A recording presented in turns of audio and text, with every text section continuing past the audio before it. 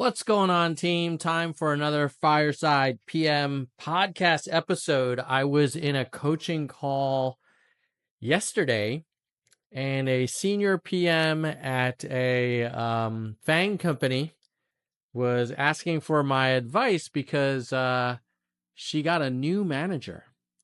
And she was sharing that, this new manager had a very different style than the previous one. And so she had to adapt. And so we talked about some best practices and some kind of specific steps she could take.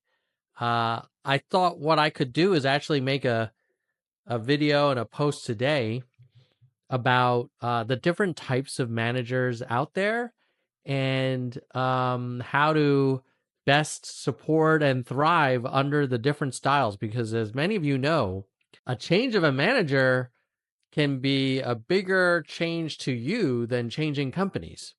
Because if the manager has a very, very different style, it will kind of change best practices, customs, cadence, values, artifacts. It's amazing how that works. And oftentimes when there is a new manager, there's a reason for it.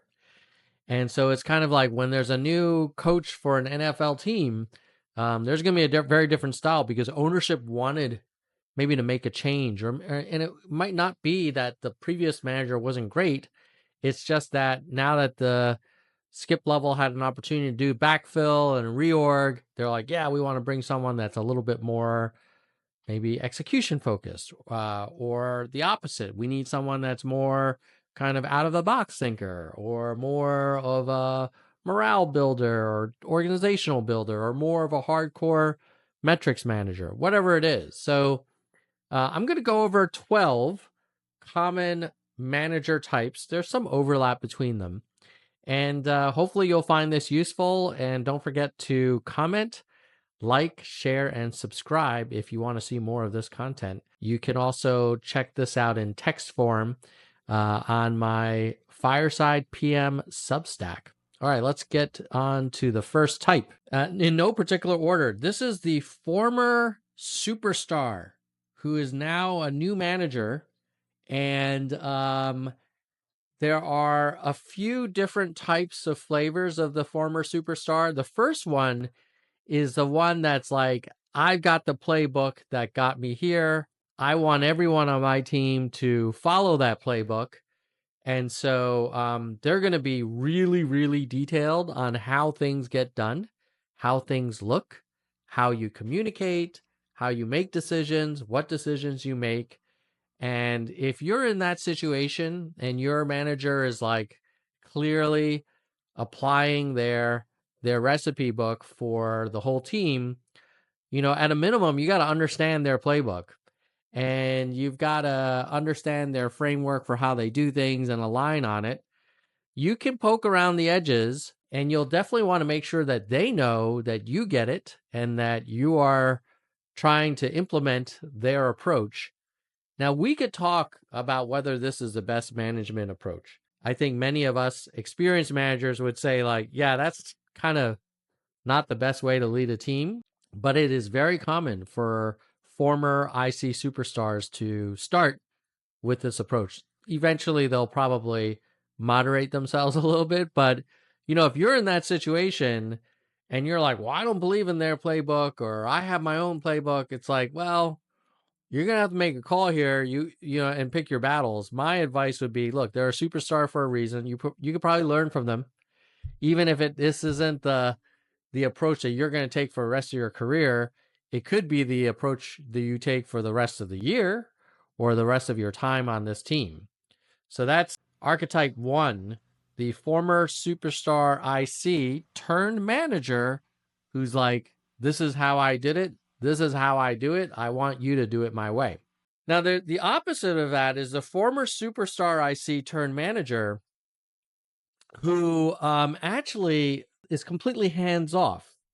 And so their approach is like, oh, I always wished I had a manager who would just give me room to thrive and give me a number and check in with me at the end of the quarter. Again, like as an experienced manager, not the best approach. Probably want something in between the two that we just described. But you'll know if you have one of these if you see that they're very much focused on their project. They almost seem like they're still an IC. They're not super involved in team activities. And what you need to do then is you need to go out to them and get their feedback proactively. You need to show that you can deliver on measured results. And then you may want to supplement your coaching with peers or mentors to help you figure stuff out in the event that your formal manager is not super present. Those are the two kind of extremes on the former superstar ICs. I would say the former is a little more common. The one that's like, I got the playbook. This is how it's done. This is how I used to get evaluated. This is how I'm going to evaluate you. But this one maybe is like 20, 30% of the time where they're like, hey, I'm going to treat you like a superstar and just give you some numbers and you hit them.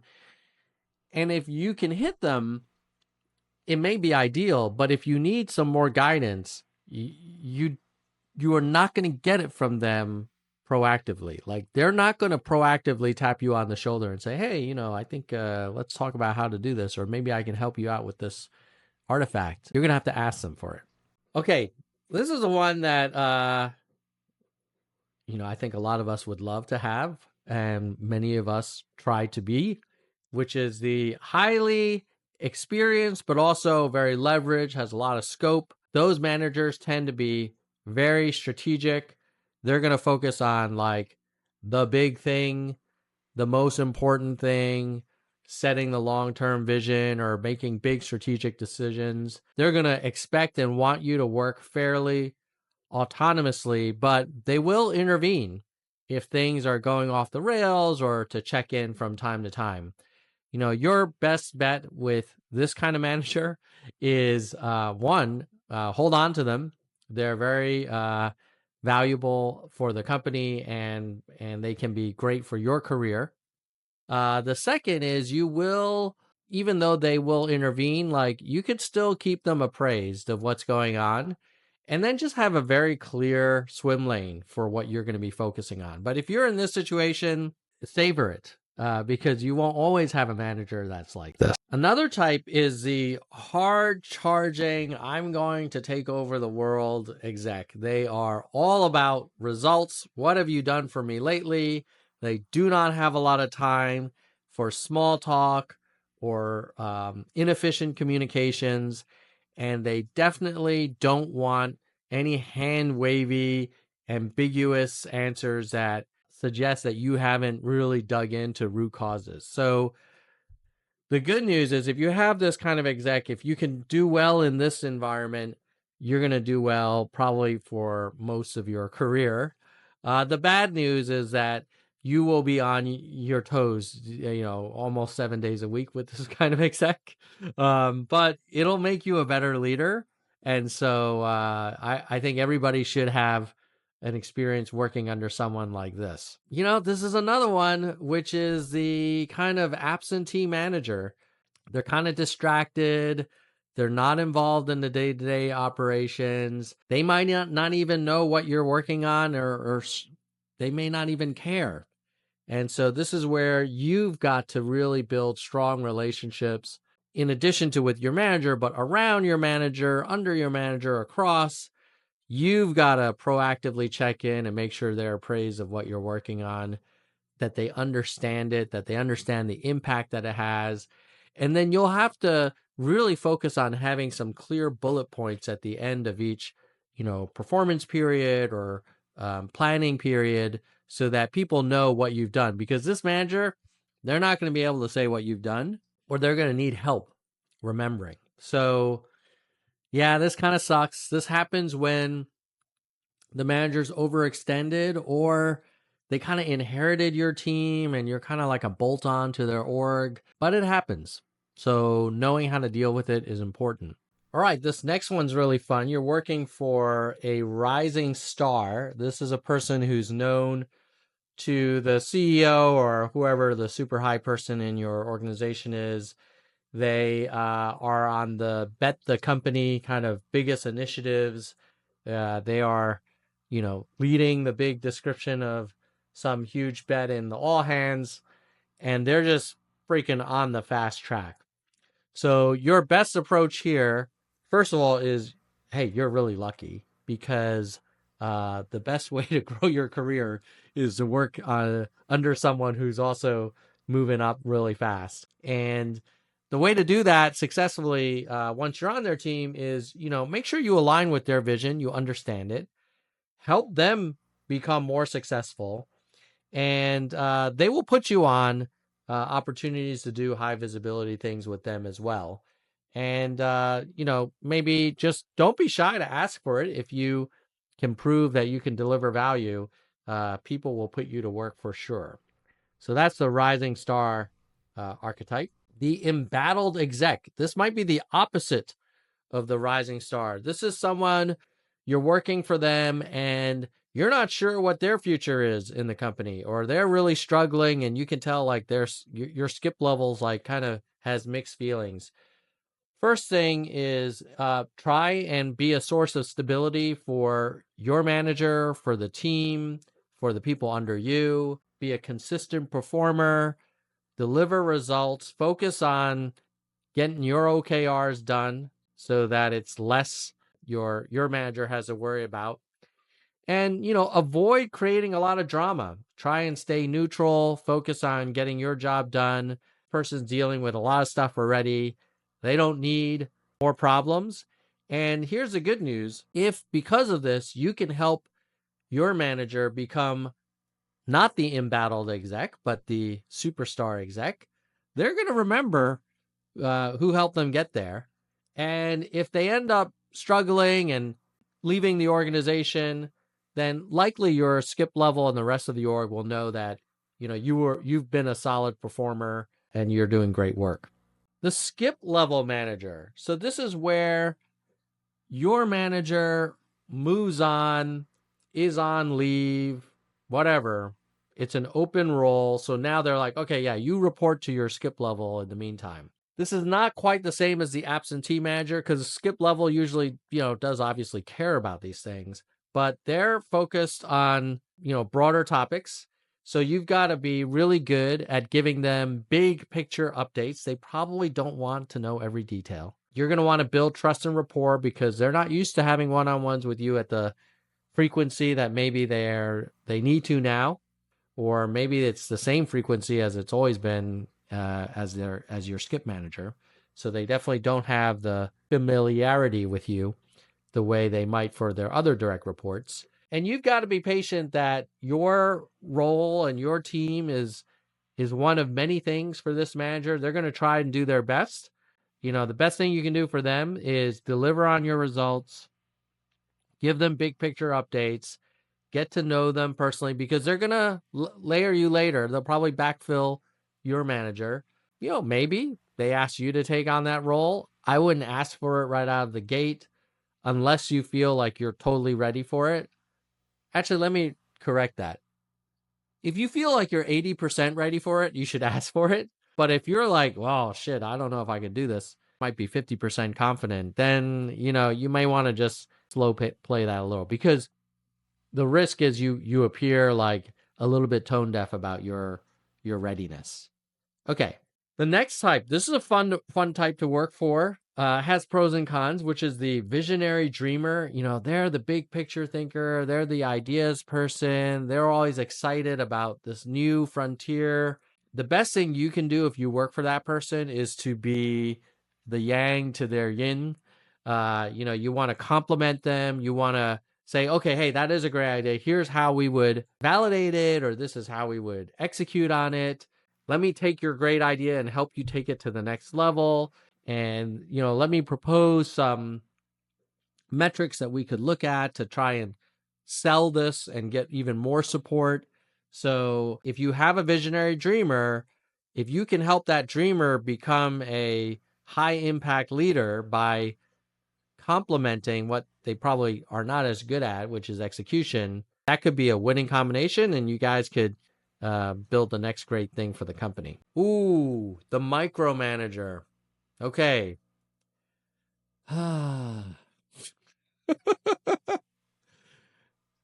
Sometimes you work for a micromanager. They may have good reasons to do it. Maybe they're not feeling like you're doing everything the way they want you to do it. Maybe you're not doing it up to the standard. Or they could just be a micromanager. Regardless, they're going to need very frequent updates. They're going to need lots of communication. They're going to want to CC'd, added into documents. They're going to want you to check in with them. They're going to want early and often input. And, take this as an opportunity. This person is trying to help you be the best PM they can. Maybe it doesn't feel that way, but you can make lemonade out of lemons sometimes.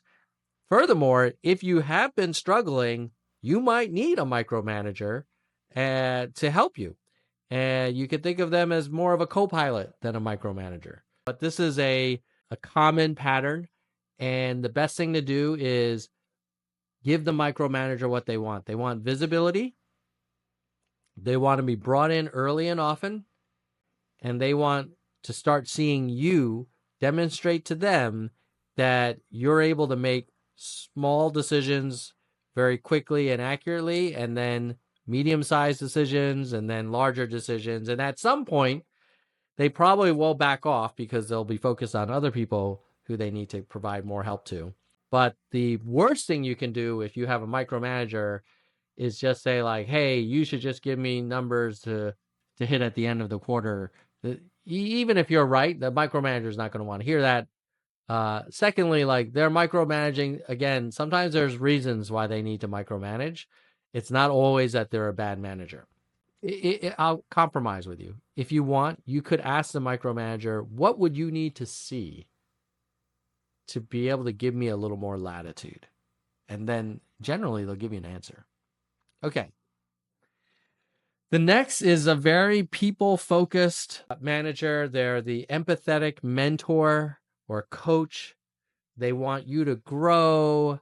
They want to support you. They want to be an enabler for you to do great things. And what you could do for them is first, like, congratulations, you have someone that's willing to invest in you. Second, so take full advantage of it.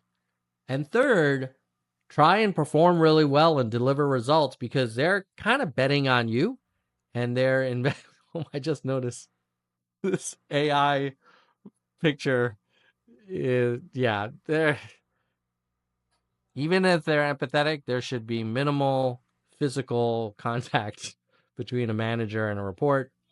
We're just gonna make believe that this AI image is fine. Okay, now okay, the next is the tactical problem solver. This is another type of manager to work with where they're really into focusing on the most complex problem and helping you unpack it and figure out how to get to a solution. They live on solving problems. And so feed the beast. If you have a big problem that you want help on and you want some more artillery, like communicate those clearly, take full advantage of the fact that they love to get into things and show appreciation. The opposite of that is someone who's like, oh no, Tom likes to really dig into problems and I don't want him involved in me solving this problem. I want to solve it on my own. Resist that urge because if they're your manager, you're going to need their buy-in anyway. Second, like you're busy. If they can help you, like great. And if they can share some of the load and you get free blind spot detection early and often, like this is all good for you. Give the problem solver opportunity to help you solve problems and everybody wins. In summary, we talked about a lot of different manager types. There's some overlap between many of them, but they are different. And the important thing to do is you as a PM, you want to develop the skill where you're actually able to work under a variety of different managers. You're not always going to be able to pick your manager. Even if you do, they're going to get reorged or they're going to move on to a new thing, whatever. Or you're going to get promoted and shot into another team and now you're going to have a new manager. So develop the ability to adapt and to be able to complement different types of management styles ultimately, that kind of agility as a PM and as a direct report is going to pay off for your career in the long run.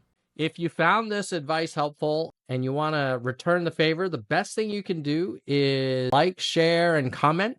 It helps this content get more discovered. And if you want some one-on-one help, you can reach out to me for product management success coaching one-on-one at tomleungcoaching.com. I also teach some classes on maven.com/TomL.